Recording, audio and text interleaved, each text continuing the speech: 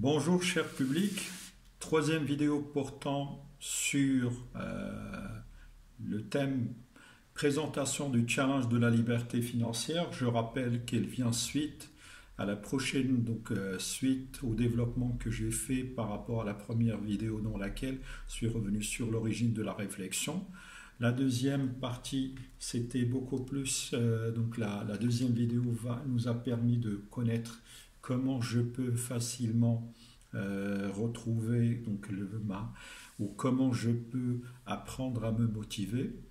Je rappelle que toutes ces vidéos rentrent dans la séquence comment je peux transformer mon salaire en source de progrès.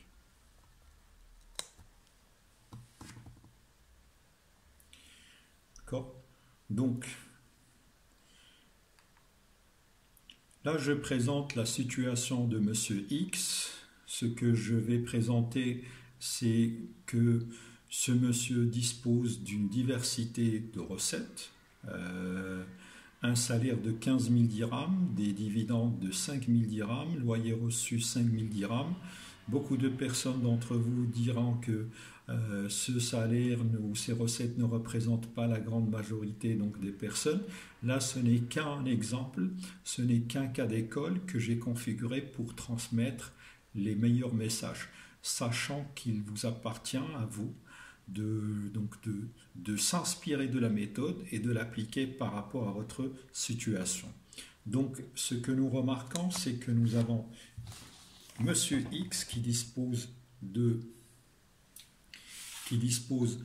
d'une recette globale mensuelle de 25 000 dirhams qui est composée d'un salaire fixe ou d'un revenu fixe de 15 000 dirhams, des dividendes qui proviennent par rapport à des opérations de placement qu'il a effectuées auprès des entreprises ou auprès de certaines entreprises, et un loyer reçu par rapport à une propriété qu'il a mis à la disposition d'un locataire.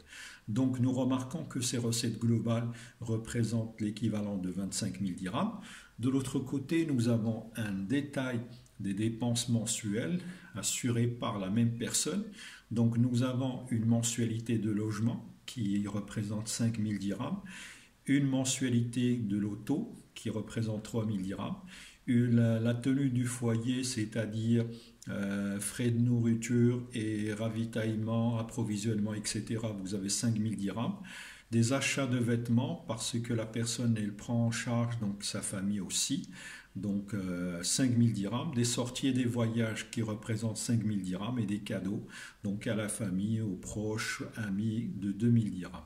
Ce que nous remarquons, c'est que les dépenses mensuelles, elles représentent l'équivalent de 25 000 dirhams. Premier constat, cette personne, certes, a un revenu conséquent, qui est de 25 000 dirhams. Ses dépenses représentent la totalité de ses recettes. Et donc, là, la principale remarque que nous pouvons noter dans ce sens, c'est que cette personne, elle a un taux de consommation exorbitant, pour ne pas dire excessif, dans la mesure où ce taux de consommation, il représente 100% du salaire. Et donc, on se retrouve avec un taux d'épargne de 0%. Présentation du challenge, c'est-à-dire que sur la base des développements qui ont été faits à travers l'ouvrage célèbre de Robert Kiyosaki, à savoir le cadran du cash flow, et à travers les différents acquis que nous avons tous découvert dans le cadre de l'analyse financière, dans le cadre du contrôle de gestion, dans le cadre du contrôle budgétaire et de la gestion budgétaire. Donc, le challenge par rapport à ce Monsieur X qui dispose d'un revenu de 25 000 dirhams et de dépenses mensuelles de 25 000 dirhams, comment il devrait s'y prendre? Donc, les challenges à relever. Est-ce qu'il devrait réduire ses dépenses mensuelles? Est-ce qu'il devrait agir sur chacune de ses dépenses en vue de les réduire? Est-ce qu'il est dans l'obligation, est-ce qu'il peut augmenter facilement ses recettes mensuelles et donc passer à quelque chose de supérieur à 25 000 dirhams? Est-ce qu'il peut maintenir ou augmenter son taux d'épargne? Donc là, vous avez plusieurs challenges qui peuvent être exposés à Monsieur X et qui peuvent même aussi être exposés à notre cas. Donc vous allez tous et toutes identifier la solution la plus facile. Augmenter ses recettes mensuelles, c'est quelque chose qui est peut-être donc qui est plus difficile, donc c'est le plus difficile des challenges à relever, donc on va le laisser par là pour la fin. Maintenir un taux d'épargne, donc déjà il est à 0%, donc il ne peut augmenter son taux d'épargne que s'il arrive à réduire ses dépenses mensuelles, et il ne peut baisser ses dépenses mensuelles que s'il arrive à gérer, donc il arrive à agir sur les dépenses. De ce fait, donc la voie que nous pouvons facilement entreprendre, qui va nécessiter un certain nombre de sacrifices, reviendrait à dire que Monsieur X devrait réduire ses dépenses mensuelles, et là on va découvrir l'art et la manière avec laquelle il peut le faire. Donc l'idéal par rapport à cette personne, je dis l'idéal, c'est-à-dire c'est quelque chose qui pourrait plus ou moins représenter le rêve par rapport à cette personne, c'est que ses recettes mensuelles, elles sont de 25 000, donc on ne va pas les toucher, mais on va essayer essentiellement d'attaquer les dépenses mensuelles et de les transformer, ou peut-être de les faire passer de 25 000 dirhams à 15 000 dirhams. Si on arrive à le faire, c'est que cette épargne, donc notre épargne, elle va passer de 25 000 moins 15 000, et elle était de 0 dirham, elle va passer de 0 dirham à 10 000 dirhams par mois. Donc ça, c'est plus ou moins c'est l'idéal, c'est un objectif que nous pouvons tracer, d'accord? Donc cet objectif qui représente 10 000 dirhams par mois représente un taux d'épargne de 40%. Donc 40%, c'est une moyenne dans laquelle on retrouve la convergence de plusieurs avis donc d'experts en liberté, en indépendance financière. Comment on a obtenu ces 40%? 40%, c'est 10 000 dirhams sur 25 000 dirhams. Et donc, multiplié par 100, ça nous donne 40%. Comment je peux parvenir à passer d'un taux d'épargne de 0% à 40% ou à 45%? Il est clair que là, j'aurai besoin d'agir sur la consommation, donc j'aurai besoin de réduire les charges. Et donc, si je veux atteindre un taux d'épargne de 40%, il faut que je limite la consommation à 60%. On va aller plus loin, d'accord? Donc là, c'est pour voilà pourquoi on a cherché, voilà pourquoi dans le cadre de la deuxième vidéo, j'ai parlé de l'art et la manière de vous motiver, donc d'apprendre à vous motiver. Pourquoi? Parce que la motivation, c'est quelque chose de fondamental et c'est celle qui va vous permettre d'entreprendre ce jeu ou d'entreprendre ce challenge. Donc 40% ou 45%, donc c'est à vous de définir votre propre moyenne. La réflexion que j'ai faite, je l'ai fait sur la base de 45% qui représente plus que l'idéal. Donc si j'arrive à avoir un taux d'épargne de plus de 45%, il est clair que je suis donc quelqu'un j'ai atteint l'objectif et je suis quelqu'un qui va certainement retrouver dans pas longtemps donc la liberté financière.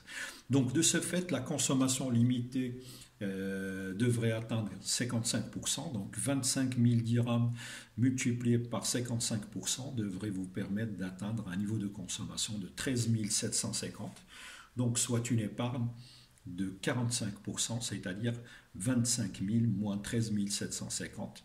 Et donc on va passer à une épargne de 11 250 qui représente 45%.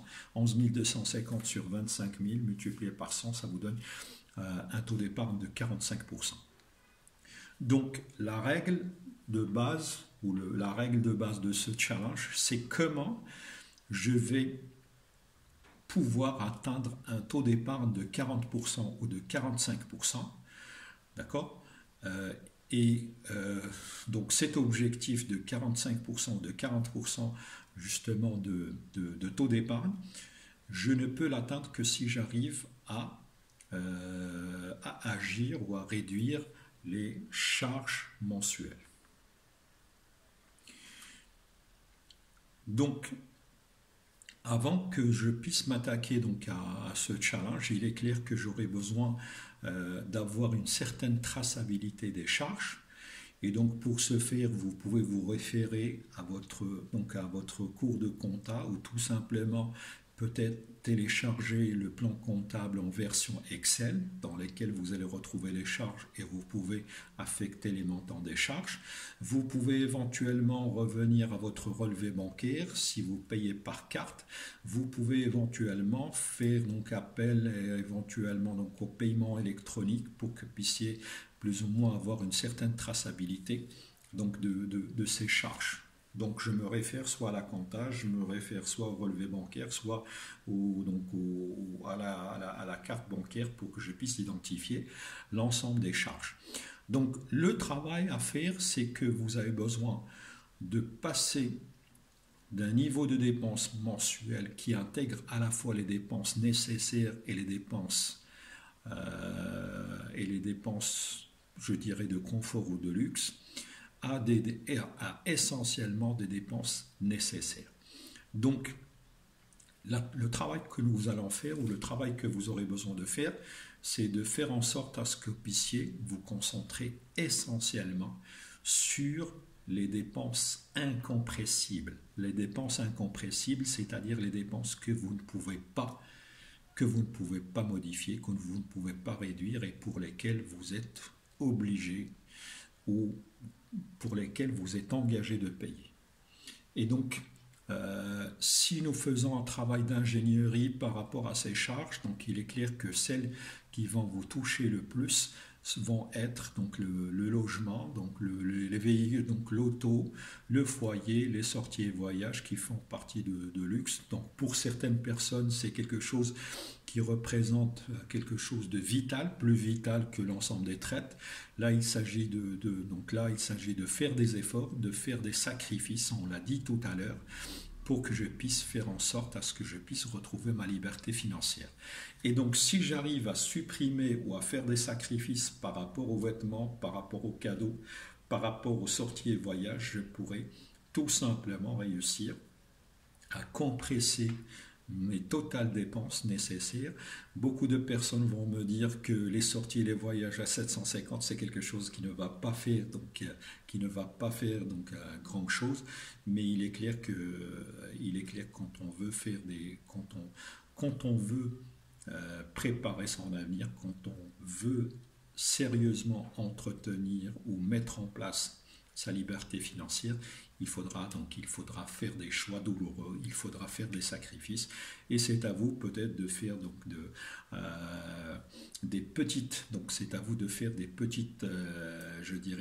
inventions ou des petites inventions par rapport à la manière avec laquelle vous allez gérer donc peut-être la tenue du foyer, donc peut-être aussi demander des augmentations de salaire qui vont vous permettre d'avoir des effets d'entraînement sur le remboursement des échéances et peut-être améliorer davantage vos sorties et voyages. Donc, cette réflexion s'appuie sur le fait d'identifier les dépenses nécessaires incompressibles pour lesquelles vous avez besoin de vous concentrer et de supprimer, d'accord, toutes les charges qui ne font pas partie de ces dépenses nécessaires. Donc une fois fait, si vous arrivez à le faire, c'est que vous allez réussir à avoir une épargne de 11 250. Donc cette épargne de 11 250 représentera le point de départ que vous allez certainement avoir chaque mois, et que grâce à cette épargne de 11 250, on pourra facilement mettre en place une stratégie qui va vous permettre d'atteindre cette liberté financière. cette vidéo portant sur le challenge de la liberté financière touche à sa fin et je vous donne rendez-vous par rapport à la prochaine vidéo. Merci de votre attention.